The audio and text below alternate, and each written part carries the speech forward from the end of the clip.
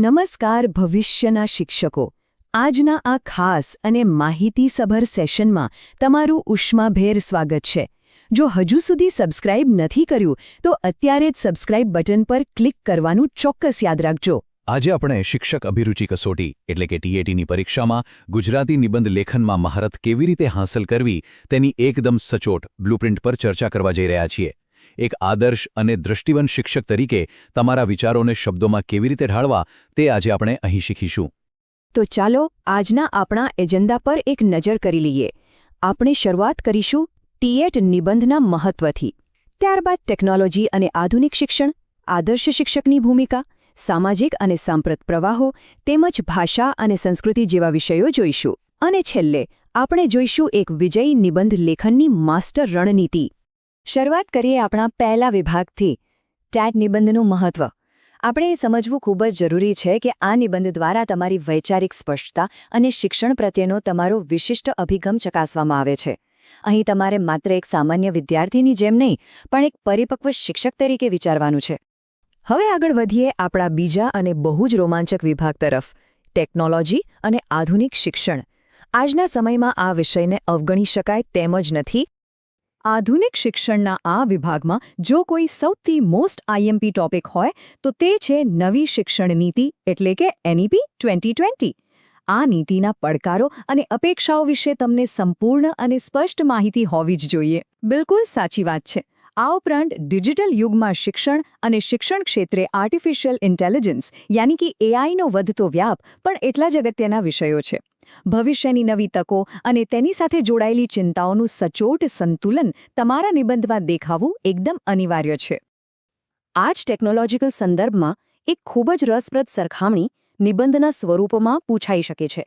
જેમ કે virtual classroom વિરુદ્ધ ભૌતિક ક્લાસરૂમ શું આ ડિજિટલ યુગનું વરદાન છે કે પછી અભિશાપ તમારે એક પણ પક્ષે નમ્યા વિના એકદમ તટસ્થ રહીને બંને પદ્ધતિઓની સકારાત્મક અને નકારાત્મક અસરોનું તાર્કિક મૂલ્યાંકન કરવું પડશે હવે આવીએ ત્રીજા વિભાગ પર આદર્શ શિક્ષકની ભૂમિકા 21મી સદી પોતાની સાથે શિક્ષકો માટે કેવી નવી જવાબદારીઓ અને પડકારો લઈને આવી છે તે સમજવું ખૂબ રસપ્રદ છે કારણ કે ટેકનોલોજી ભલે ગમે તેટલી આગળ વધે પણ શિક્ષણમાં રહેલા માનવીય તત્વ અને એક શિક્ષકના વ્યક્તિત્વનું સ્થાન કોઈ મશીન ના લઈ શકે આ વિભાગ માટેના સંભવિત નિબંધોમાં 21મી સદીના આદર્શ શિક્ષક રાષ્ટ્ર નિર્માણમાં શિક્ષકનું પ્રદાન અને સૌથી વધુ પ્રસ્તુત એવો વિષય બદલાતા શિક્ષક-વિદ્યાર્થી સંબંધોનો સમાવેશ થાય છે આજના ઝડપી સમયમાં આ સંબંધોની પ્રાસંગિકતા સમજાવવી એ ઉત્તમ નિબંધની નિશાની બની શકે છે ચોથો વિભાગ છે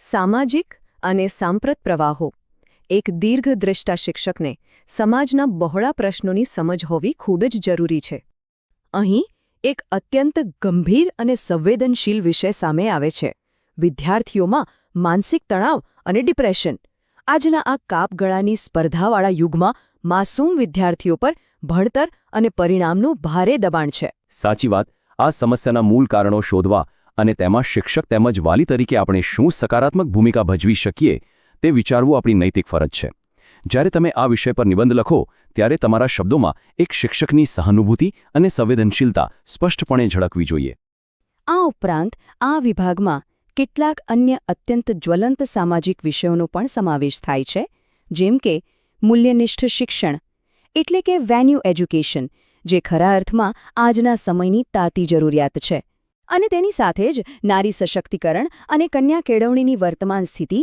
તથા શાળા કક્ષાએથી જ પર્યાવરણ જાગૃતિના પાઠ ભણાવવા એક ભવિષ્યના શિક્ષક તરીકે આ તમામ વિષયો પર તમારી મજબૂત પકડ હોવી જ જોઈએ હવે આગળ વધીએ આપણા પાંચમા વિભાગ તરફ ભાષા અને સંસ્કૃતિ જે ખરેખર આપણા શિક્ષણનો મજબૂત પાયો છે આ વિભાગમાં સૌથી અગત્યનો વિષય છે માતૃભાષા દ્વારા શિક્ષણનું મહત્વ તમારે આ વિષયનું વિશ્લેષણ માત્ર સામાજિક રીતે જ નહીં પરંતુ વૈજ્ઞાનિક અભિગમથી પણ કરવા માટે તૈયાર રહેવું પડશે એકદમ સાચું માતૃભાષામાં અપાતું શિક્ષણ બાળકના મગજના કુદરતી વિકાસ અને ગ્રહણ શક્તિને કેવી રીતે વેગ આપે છે તે દર્શાવવું તમારા નિબંધને અત્યંત અસરકારક બનાવી દેશે અહીં એક બહુ જ વિચારવાલાયક પ્રશ્ન ઊભો થાય છે આજના યુવાધનમાં પુસ્તક વાંચનનો ક્રેઝ શા માટે ઘટી રહ્યો છે અને તેના નક્કર ઉપાયો શું હોઈ શકે ડિજિટલ સ્ક્રીન અને ઇન્ટરનેટના વિક્ષેપો વચ્ચે એક શિક્ષક તરીકે આપણે બાળકોને ફરીથી પુસ્તકોના અખૂટ જ્ઞાન તરફ કેવી રીતે વાળવા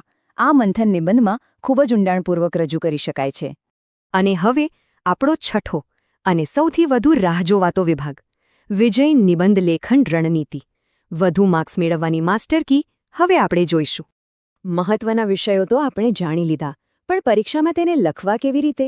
યાદ રાખો, કોઈપણ ઉત્તમ નિબંધની શરૂઆત હંમેશા આકર્ષક હોવી જોઈએ.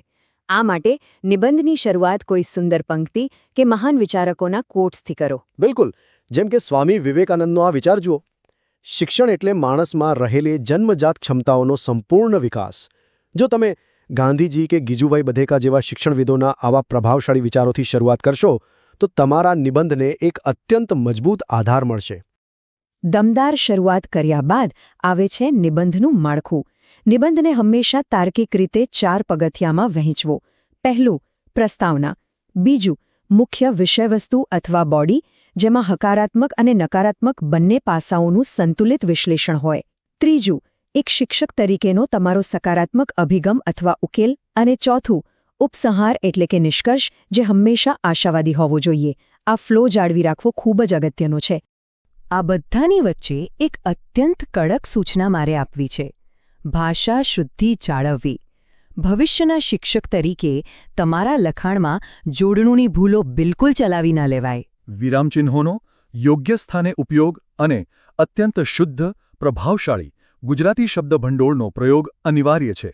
આ ભાષાકીય ચોકસાઈ જ એક ઉત્તમ ઉમેદવારને અન્ય લોકોથી અલગ પાડશે અને તમારા માર્ક્સમાં જંગી વધારો કરશે. અને હવે સૌથી વધુ માર્ક્સ ખેંચી લાવવાનું એક જબરદસ્ત સિક્રેટ. તમારા નિબંધમાં અધિકૃતતા લાવવા માટે સરકારી યોજનાઓ અને શિક્ષણ વિભાગના પ્રયાસોનો ઉલ્લેખ અચૂક કરો. દાખલા તરીકે દીક્ષા પોર્ટલ, શિક્ષણનો પ્રજ્ઞા અભિગમ અથવા શાળા પ્રવેશોત્સવ જેવા કાર્યક્રમો. જ્યારે તમે આવા વાસ્તવિક સરકારી પ્રયાસોને તમારા લખાણ સાથે જોડો છો, ત્યારે તપાસનારને ખાતરી થાય છે કે તમે શિક્ષણ જગતના વાસ્તવિક પ્રવાહોથી સંપૂર્ણપણે અપડેટ છો. તો આ સચોટ માર્ગદર્શન પછી એક અંતિમ પ્રશ્ન. શું આપણે માત્ર એક સામાન્ય ઉમેદવાર તરીકે નહીં, પરંતુ એક સાચા દીર્ઘદ્રષ્ટા શિક્ષક તરીકે પરીક્ષાખંડમાં કદમ મૂકવા માટે તૈયાર છીએ? ચોક્કસપણે. આ જ પ્રચંડ આત્મવિશ્વાસ અને સ્પષ્ટ દૃષ્ટિકોણ સાથે પરીક્ષામાં આગળ વધો. આપણું આ માહિતીસભર સેશન અહીં પૂર્ણ થાય છે. આવી જ રસપ્રદ ચર્ચાઓ માટે ચેનલને સબસ્ક્રાઇબ કરવાનું બિલકુલ ભૂલશો નહીં. સૌ ભવિષ્યના શિક્ષકોને આવનારી પરીક્ષા માટે ખૂબ ખૂબ શુભકામનાઓ. જલ્દી જ ફરી મળીશું. આવજો.